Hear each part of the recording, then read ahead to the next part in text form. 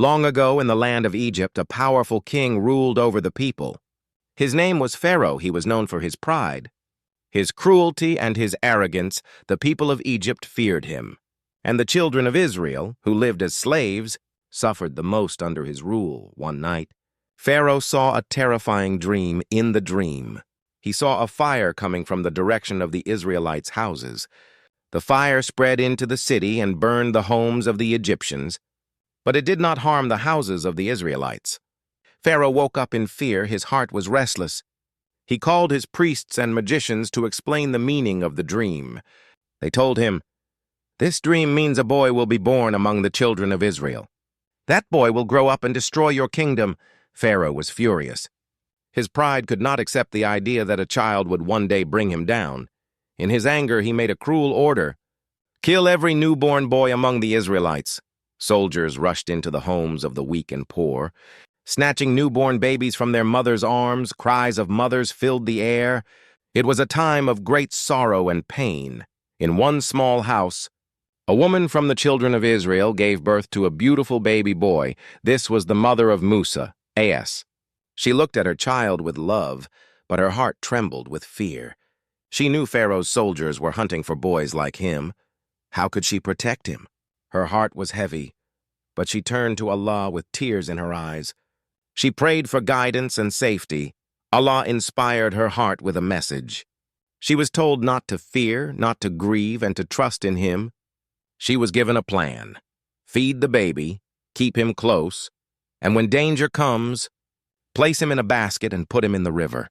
Allah promised to return the child to her and make him one of His chosen messengers. The mother obeyed. Her faith in Allah gave her strength. She placed her baby in a basket lined with soft cloth. She kissed his tiny forehead, and with trembling hands, she placed the basket gently into the waters of the Nile River. The current carried the basket slowly away. Her heart ached as she watched it drift further and further. Tears rolled down her cheeks, but her trust in Allah was firm.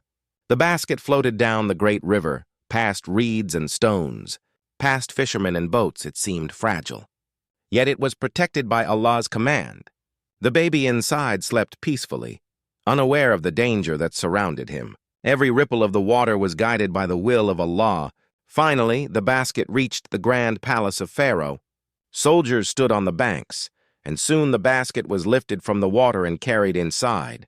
The sound of a crying baby filled the halls of the palace. Pharaoh's wife, Asiya, heard the cry. She came forward and saw the baby boy inside. Her heart softened instantly. She lifted the child in her arms and felt a deep love for him. Pharaoh entered, his eyes narrowing as he saw the baby. He recognized that this might be one of the Israelite children, the very ones he had ordered to be killed. But Asiya held the child close and said, "Do not kill him. He will be the comfort of my eyes and yours. Perhaps he will benefit us, or we may adopt him as a son." Her words touched Pharaoh's heart. For a moment, his cruelty was silenced. He allowed the child to live. Little did he know that this baby, saved from death, was the very boy his dream had warned him about. Meanwhile, the mother of Musa, A.S., wept at home. Her heart was restless. She had sent her daughter to follow the basket from a distance. The sister walked along the riverbank. Watching where the basket went, she saw it enter Pharaoh's palace. Fear gripped her, but Allah had a plan. The baby refused to drink milk from any wet nurse brought to him. He cried and cried. The palace servants searched desperately for someone who could feed the child. At that moment, Musa's sister stepped forward. She said, "Shall I tell you about a woman who can nurse this child with care?" They agreed, and she ran home to bring her mother. And so, Musa's mother was reunited with her son. She held him close, tears of joy flowing from her eyes. Allah's promise was fulfilled. He had protected the baby, returned him to his mother, and kept him safe even in the house of his enemy. The baby would grow up in Pharaoh's palace, surrounded by wealth and power. But his destiny was far greater than the throne of Egypt. His journey as a prophet had just begun. The baby Musa, A.S., was now living inside the grand palace of Pharaoh. The same palace that echoed with pride, power, and arrogance was now the place where Allah protected His chosen servant. The marble floors, golden halls, and guards with swords could not stop the plan of Allah. Asiya, the wife of Pharaoh, loved the baby deeply. She held him close to her chest and whispered words of comfort. Her heart was soft and full of mercy, unlike her husband's. She believed that this child would bring blessings into her life. "He is a coolness of my eyes," she would often say. She smiled whenever she saw him. The palace servants saw how much she adored the child. But Pharaoh, the ruler of Egypt, was uneasy. He remembered the dream and the warning of his priests. He knew a child from the Israelites could one day become a threat to his throne. Yet the sight of Asiya's love silenced him, for now he allowed Musa, As, to live. He did not know that his greatest enemy was growing right under his nose. Musa, As, grew quickly. He was not like other children. His face shined with innocence, and his presence brought peace to those around him. The palace guards, the servants, and even the ministers noticed something different about the boy. He had wisdom and strength even in his youth. Allah was preparing him for a great mission, but even in this protection, Allah made sure Musa, As, remained close to his real mother. Asiya and the palace nurses tried many times to feed him, but he refused every drop of milk.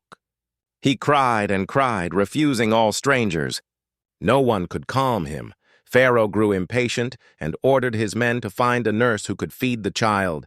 At that moment, Musa's sister, who had been watching everything from outside, stepped forward with courage. She said softly, "Shall I tell you about a woman who can take care of this child better than anyone else?"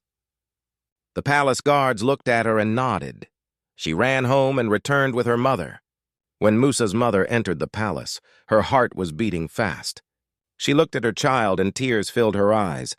She picked him up and began to feed him. Instantly, the baby calmed down. His tiny hands held onto her clothes.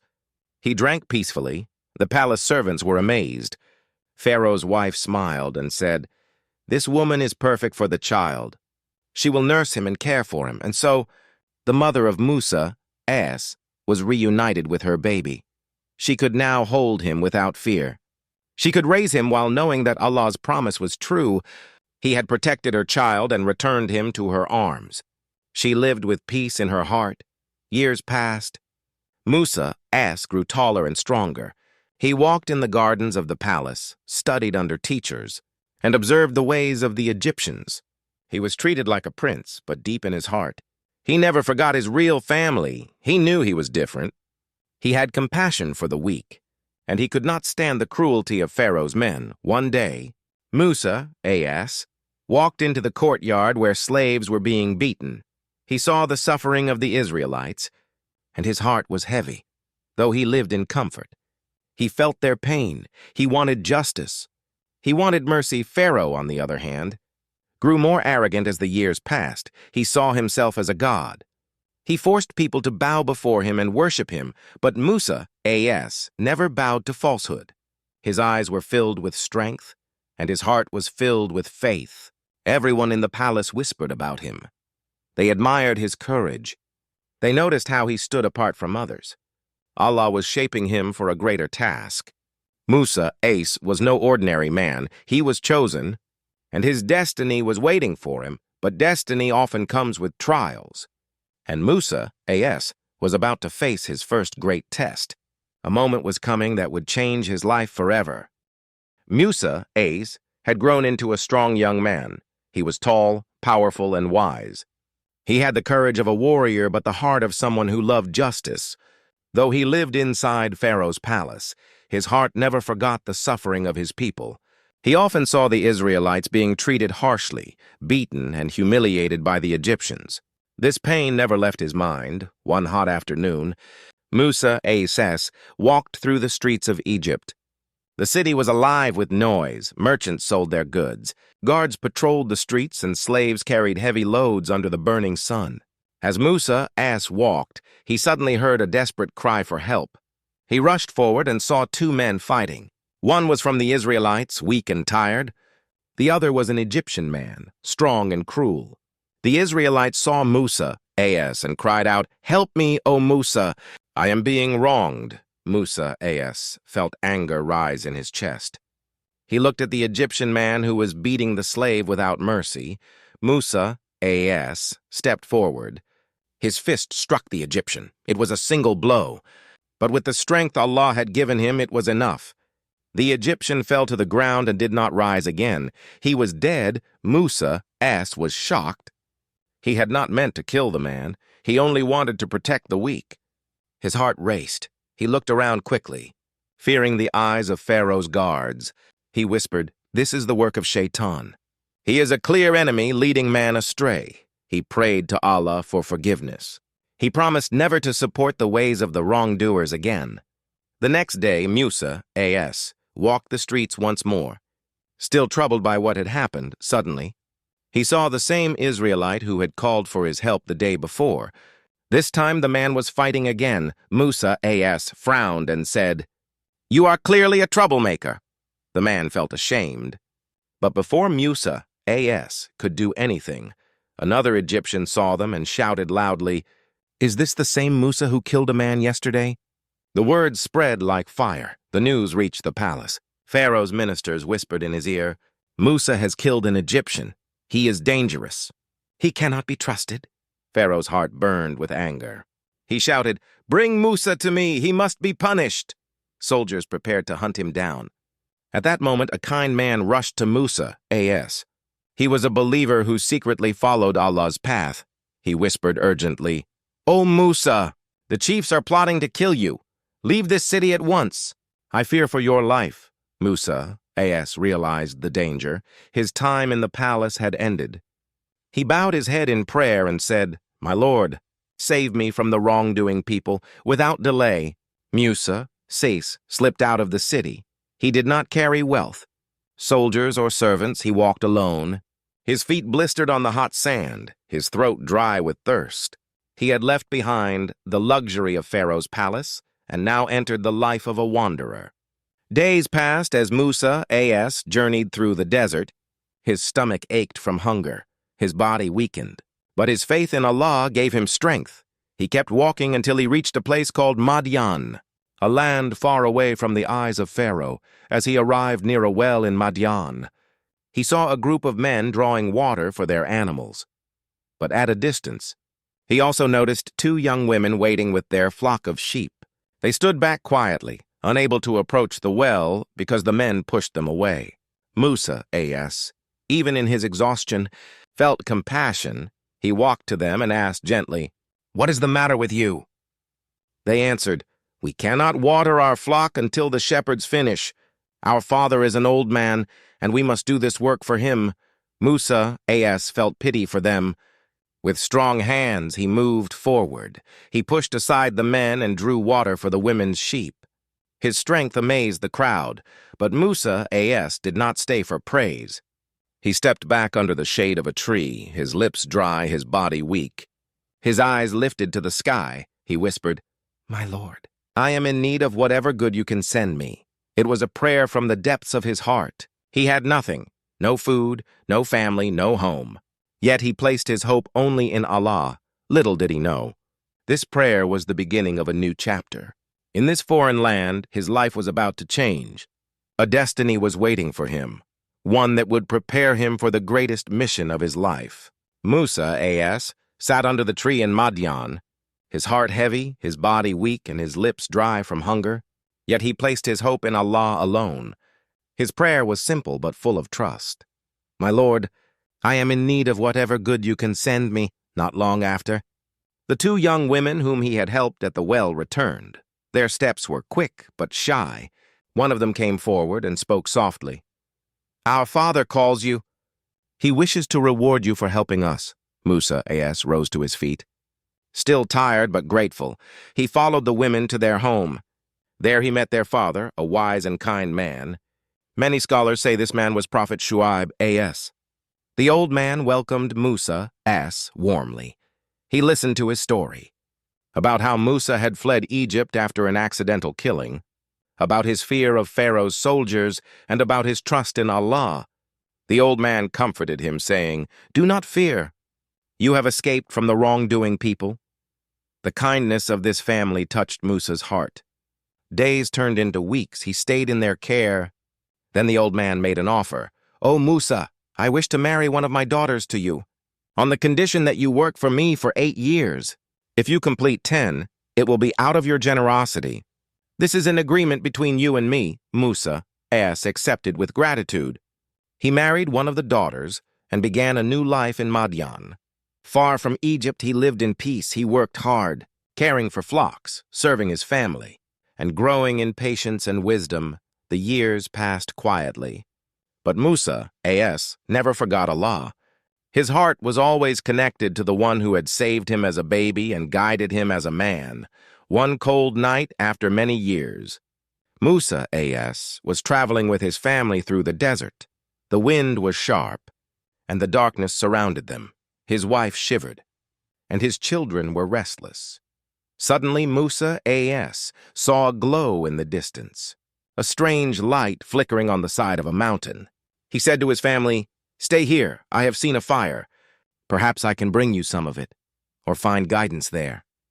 He walked alone toward the light. His steps quickened as he climbed the rocky path. The glow grew brighter. It was not an ordinary fire. It was something powerful, something beyond this world. As he reached the top of Mount Sinai, he saw a blazing flame, but it did not burn the tree from which it shone. Then a voice called out, majestic and clear, "O Musa!" Musa, as, froze. His heart trembled. "I am Allah, the Lord of all worlds." The mountain shook, and the ground beneath him quivered. Musa, as, fell to the ground in awe. His forehead touched the earth. He listened with fear and humility. Allah spoke to him directly, commanding him to worship none but him, and to go back to Pharaoh. Musa, as, was chosen as a messenger. He was given miracles to show as proof. Allah said, "What is that in your right hand, O Musa?" Musa answered, "It is my staff. I lean on it. I use it to beat down leaves for my sheep, and I have other uses for it." Allah commanded him, "Throw it down." Musa threw the staff, and to his shock, it turned into a living serpent. Musa turned in fear to run, but Allah said, "Do not fear, pick it up. We will return it to its former state." Musa obeyed, and when he picked it up, it became a staff again. Then Allah commanded him, "Place your hand under your garment. It will come out shining white without harm." Musa obeyed, and when he pulled his hand out, it glowed with a brilliant light. These were the signs Allah had given him, proofs of his prophethood. Musa trembled. "My Lord, I fear they will reject me. I fear they will kill me for what I have done. My tongue is not fluent, so send for me a helper from my family. My brother Harun," Allah answered his prayer, reassuring him, "We will strengthen you through your brother and give you both authority. They will not be able to harm you. Go with my signs. You and your brother will prevail." With his heart filled with courage, Musa, descended the mountain. He had left as a shepherd, but he returned as a prophet. His mission was clear: to return to Egypt, to stand before the tyrant Pharaoh, and to call him to the truth.